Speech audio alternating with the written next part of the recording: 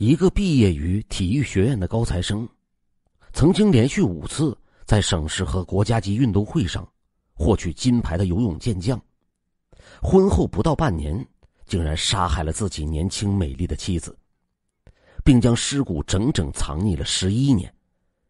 面对刑警的审讯，他竟将杀妻的原因归结为妻子对他的爱令他魔鬼附体，并说正是对妻子的怀念使他一直珍藏着他的尸骨。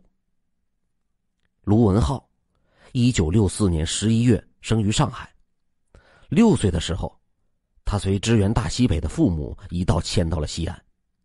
1972年，卢文浩开始学习游泳，并且迅速地显示出了游泳天赋。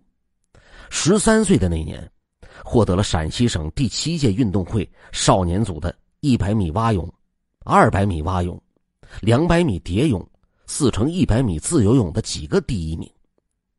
上高中以后，他又多次的参加各种运动会，曾经在全国青少年游泳比赛中获得个人单项200米蝶泳冠军。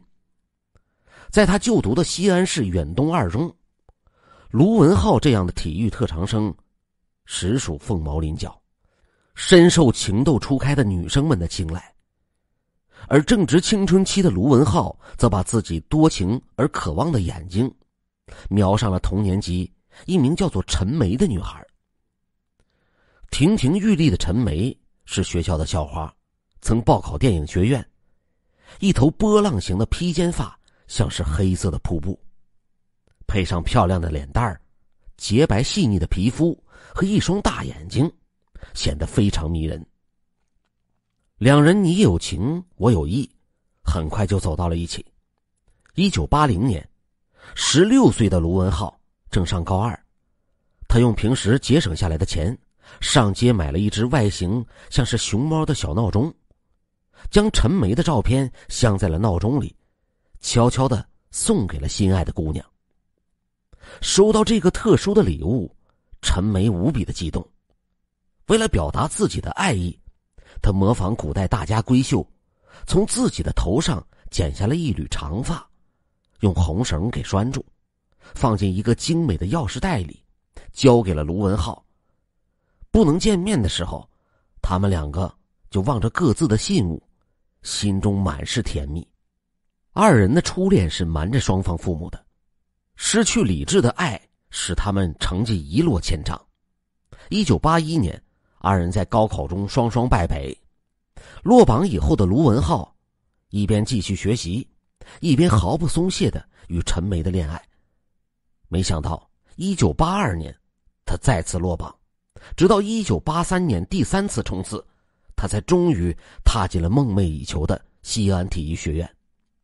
此时陈梅高中毕业以后，已经被分配到了陕西国棉10厂。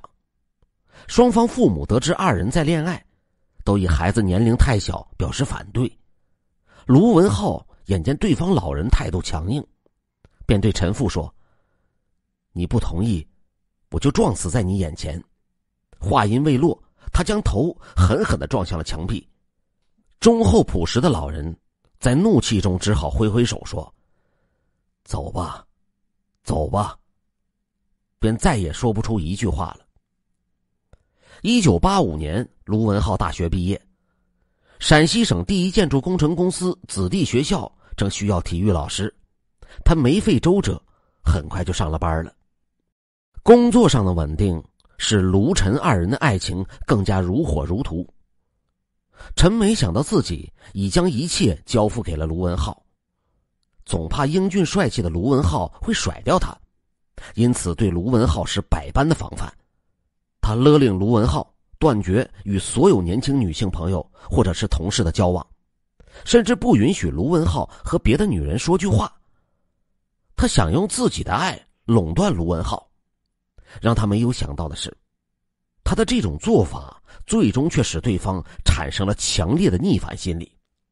1986年5月的一天，卢文浩和陈梅在街头散步，碰到了两人在中学时期的一位女同学。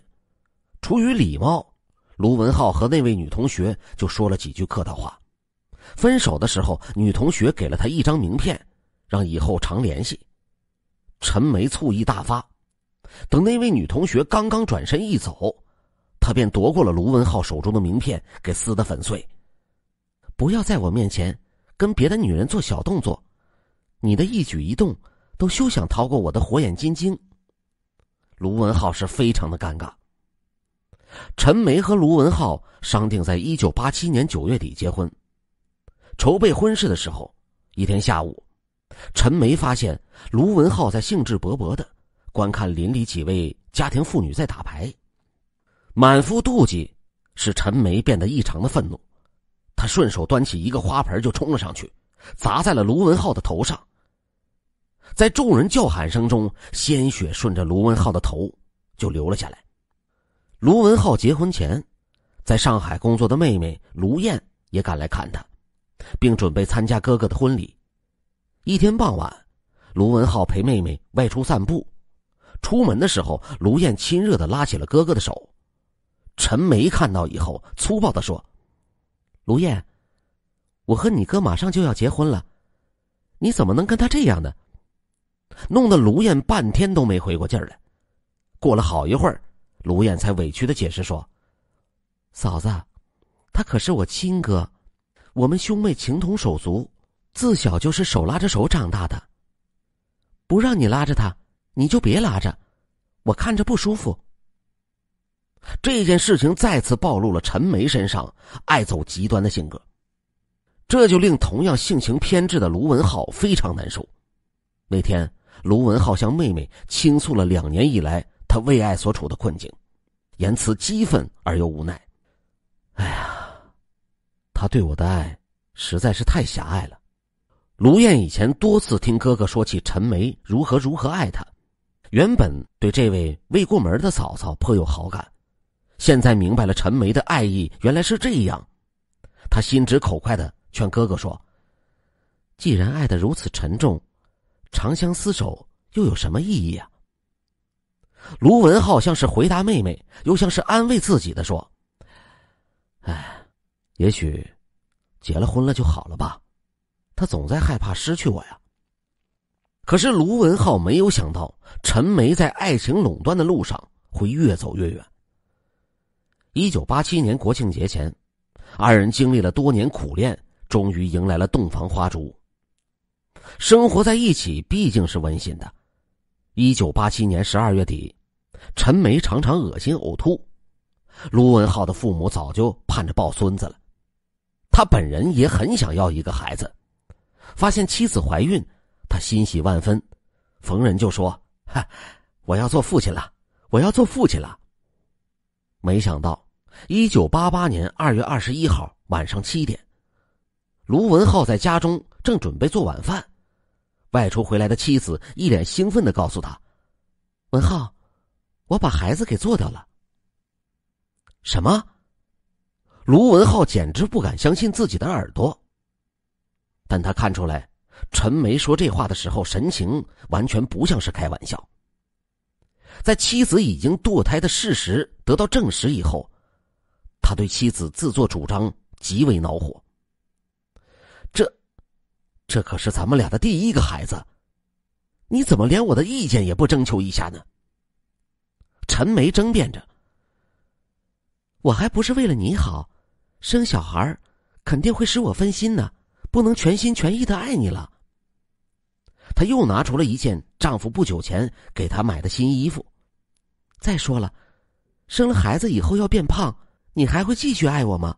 到时候连你给我买的这么多漂亮的衣服也都穿不上身了。卢文浩气愤地说：没了孩子，以后万一成了习惯性流产可怎么办？我还怎么做父亲呢？说完，他拿过陈梅的衣服就往地上一丢。陈梅被丈夫抢白了一顿，扑上前去抢夺衣服，两个人一下厮打了起来。争斗中，瘦小的陈梅自然不是卢文浩的对手，但丈夫对她下重手越重，她的对抗便是越来越激烈。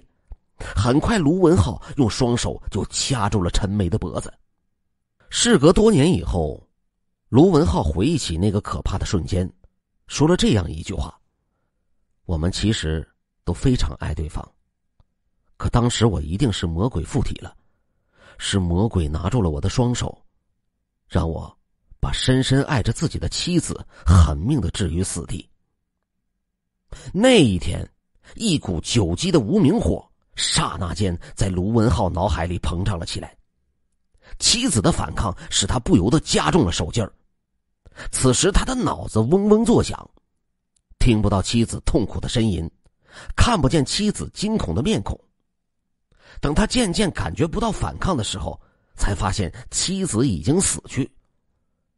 卢文浩事后交代说，他当时慌忙给妻子做人工呼吸，然后折腾了2个多小时，妻子都没有在他的人工呼吸下苏醒过来。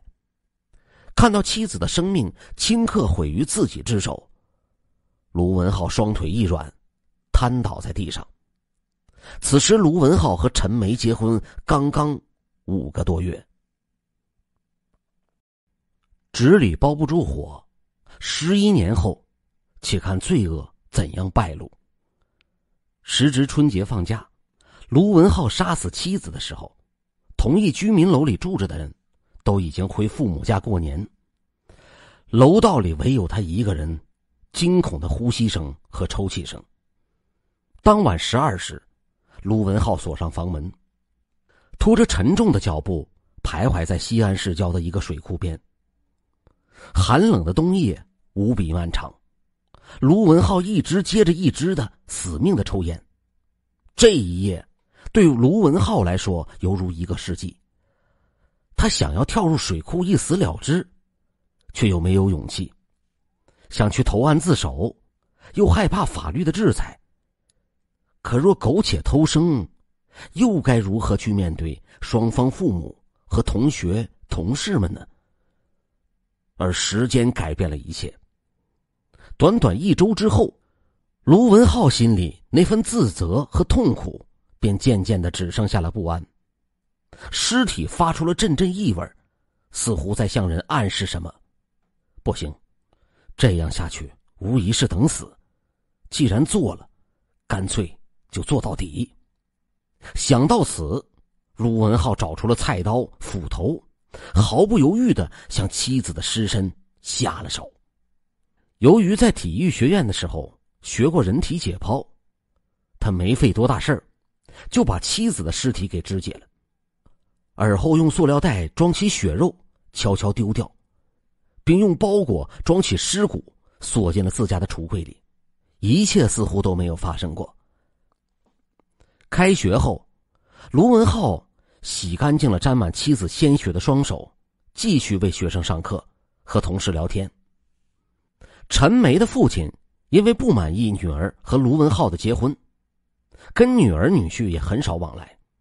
但是1988年春节过后，女儿很久不回家，陈父还是很挂念的。5月的一天，陈父来到了陕西一建公司家属院里去找女儿。卢文浩掩饰住内心的恐慌，故作镇定的对岳父说：小梅刚刚出去了。陈父也没有多想，便回了家了。不久以后，陈父再一次找上门来问卢文浩：小梅这么长时间都不回家，到底是怎么回事啊？卢文浩则赶忙解释说：嘿呀，最近小梅工作太忙，过几天我让她回家去看你。陈父觉得卢文浩说话含含糊糊，心中便生出了一丝疑惑。女儿可是有身孕的人呢，千万不能有啥闪失。直到陈父第4次上门追问卢文浩，卢文浩才不得不编了一个听起来比较有着落的谎话：小梅不在闪棉石厂工作了，她身子不好，我为她在5路口承包了一个柜台，她在那里卖货。将信将疑的陈父就回了家了，当即吩咐2女儿按照卢文浩说的地方去找人，并打电话要卢文浩陪他们一起去找女儿。几人一道来到了一家商店门前，卢文浩让岳父还有妻妹在外面等着，自己进屋对一个女人说了几句话。那女人出来对着徘徊在外的陈家妇女说：陈梅已经半年不在这里干了，他走了。生性耿直的老人倔强地说：我今天一定要见到我女儿，不然我不回家。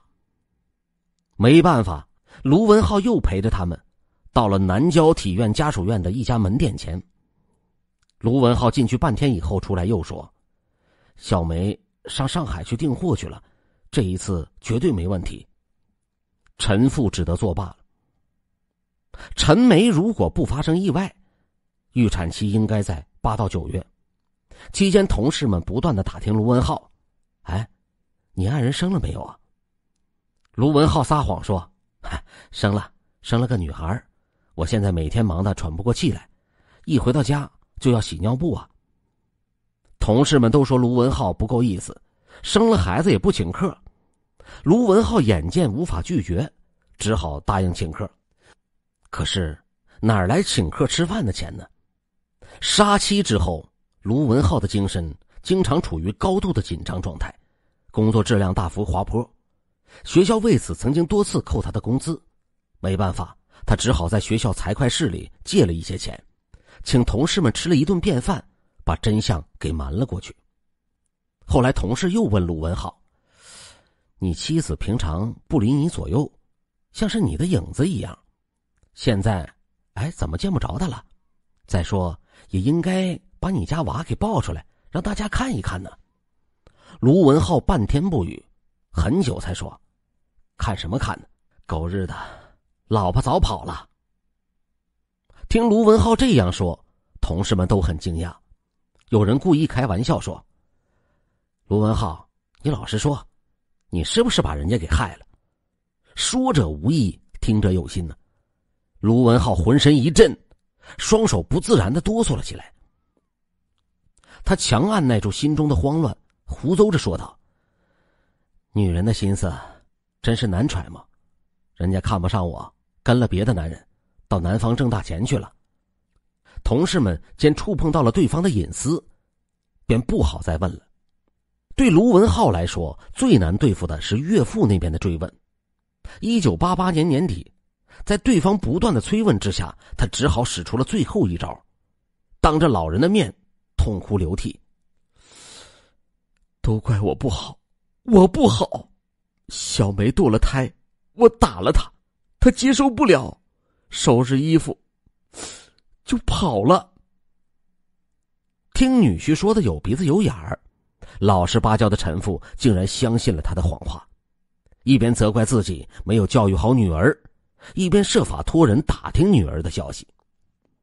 1989年初，卢文浩为了彻底推脱自己的责任，在妻子死去将近1年以后，又向陈梅工作的闪棉石厂递交了妻子走失报告材料，并设法偷偷的将陈梅户口迁出，此后一直携带在自己身边。卢文浩的瞒天过海之术迷惑了一大批人，不少人开始猜测，以致指责陈梅跟相好的男人离家出走，并对卢文浩产生了同情。1989年3月，假装四处奔波寻妻的卢文浩又花钱在西安晚报刊登了寻人启事，寻找陈梅。启事登出以后，周围的人议论声渐渐平息，唯有陈家人一边寻找女儿，一边忍受着别人的指指点点，把思念的泪水往肚子里咽。1989年6月，陈父终于醒悟了，他觉得女儿这么长时间来的失踪，绝非像卢文浩说的那样简单。凭他对女儿的了解，出走这么久，他绝不会不给家里亲人打一个电话。他当机立断，向卢文浩所在单位的公安科报了警。陕西省第一建筑工程公司接到报案以后，于1989年6月24日传唤了卢文浩。做贼心虚的卢文浩无法掩饰自己的惊慌，为镇定自己，他拿出一根香烟，但是点了几次才点上火。吸烟过程中，他又失态地将火头那一端塞到了嘴里，烫得他呲牙咧嘴。遗憾的是，由于企业公安部门缺乏办案经验，卢的这些表现均未引起他们的注意，最终以缺乏证据结束了对卢文浩的审查。蒙混过关的卢文浩日子也并不好过，心里经常是七上八下，担心有一天别人会打开他的柜子露出马脚。另外，作为尚且年轻的男人，他还想过今后的日子，于是他很快同几位女子打得火热。可是每到谈婚论嫁之时，对方一听说卢文浩的妻子莫名其妙的失踪事情，便离他而去，这使卢文浩痛苦万分。1995年4月，卢文浩背负着杀妻的罪孽，与本公司的一位女工谈起了恋爱。1995年年底，卢文浩在没有与陈梅办理离婚手续的情况下，通过关系回到上海结了婚，并于婚后生下了一个女儿。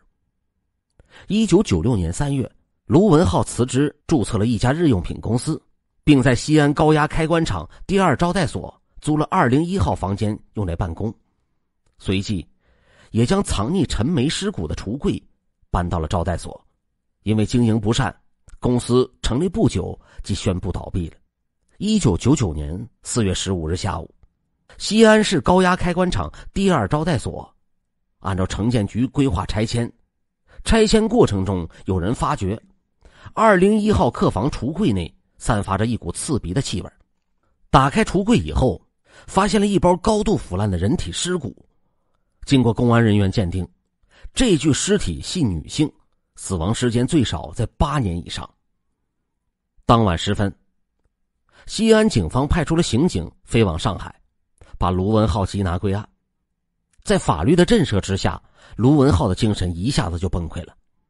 他痛哭失声地说：“我一直都在等待着这一天，11年了，我罪孽深重啊。”审讯中，卢文浩在刑警面前忏悔说：“我和陈梅谈了8年恋爱，虽然婚后仅仅共同生活了不到半年，但是一日夫妻百日恩。虽然陈梅死了，可我总觉得她的灵魂还在我身边相伴，我不忍心将她的尸骨抛至荒郊野外，不知不觉就放了11年。如果不被发现，我会把它继续保存下去，让它永远陪伴在我的身边，直到离开世界的那一天。”卢文浩看似自相矛盾的话，揭示了这个杀害妻子的恶魔身上保留着人性的另一面。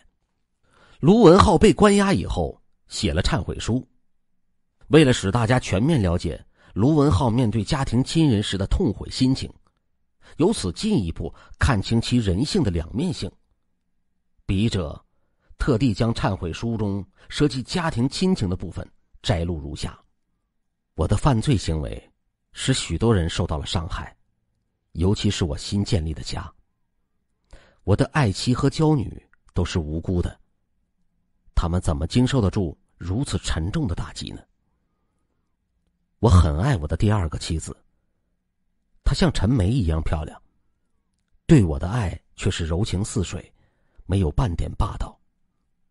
4年前我俩一见钟情，她对我非常体贴，实在是一个知冷知热、善解人意的好女人。妻子的父亲曾经是一位领导干部，老两口只有这么一个女儿。妻子知道我比她大很多，也知道我的前妻失踪的事，但她仍然觉得我这个人不错，义无反顾地选择了我。就在我被捕的前2天，她还在别人面前夸奖自己的丈夫，说我怎样的善良，对她和女儿以及她的父母如何的好。我向她瞒着前妻死亡的真相，也曾经发誓要一辈子对她好，以补救我犯下的滔天罪孽。可是这一切都成为了泡影。